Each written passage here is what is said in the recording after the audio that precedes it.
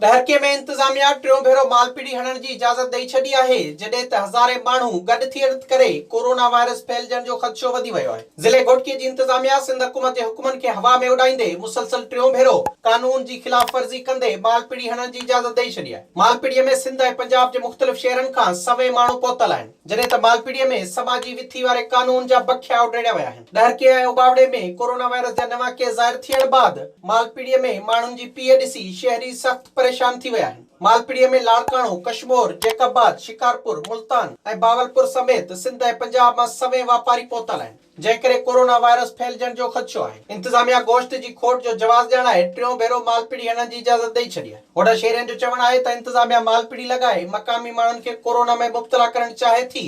सिंध हुकूमत खे नोटिस वठणु घुर्जे। विज़िट कयो अवामी आवाज़ मीडिया ग्रुप जी वेबसाइट awamiawaz.pk